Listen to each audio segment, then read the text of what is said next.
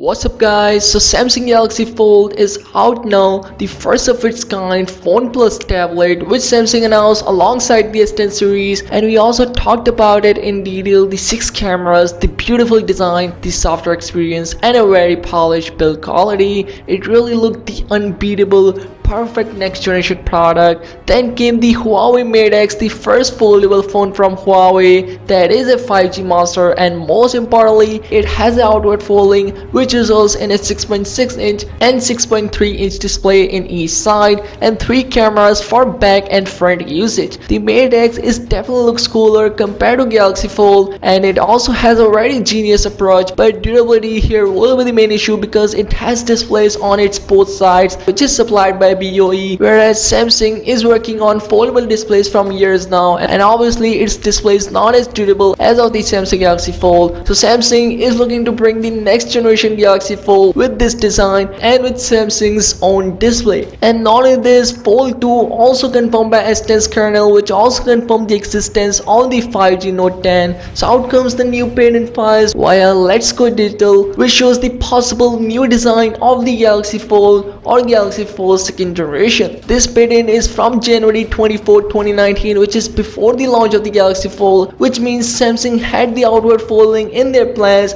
but they didn't do it for some obvious durability reasons. They want to do it when this outward folding display is absolutely perfect, just like they waited so long for the in-display fingerprint scanner. So the device in the patent about the same size as the Galaxy Fold when it is in the tablet mode, but the difference here is the outward folding compared to inward folding of the first generation Galaxy Fold. So you get 2 displays on each side, same like the Mate X, but this is going to be more durable and it has a proper hinge area and locking mechanism to keep the fold intact to get rid of that crease look as well. So if you fold it halfway or if you fold it fully, you have the ability to lock the phone in that position so that it stays there and it's not gonna cause that plastic crease issue to the display. So pretty much it's having a more durable outward folding compared to the inward folding of the first generation Galaxy Fold. Now going through this patent file, it definitely looks promising. Again, durability will be the main issue here because it has displays on each side. So in order to bring this as a mainstream product, Samsung has to figure out its durability. Now other than the foldable phones, Samsung is looking to take the foldable phone into a whole new level.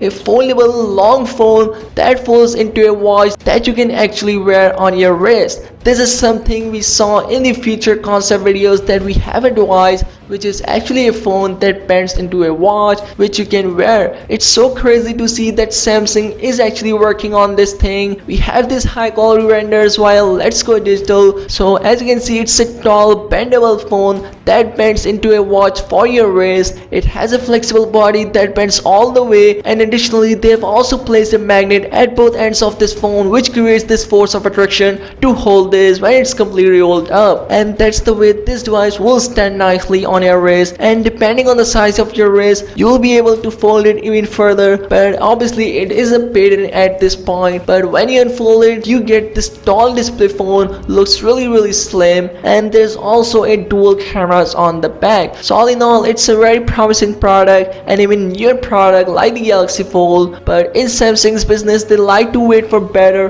and durable things instead of launching things to get the world's first title. So yeah, that's all. And as for the outward folding, it seems like it make its debut alongside the Galaxy Note 10 as the S10's kernel source code hinted. And if you enjoyed this, then why not subscribe for the future content, and as always, see you soon.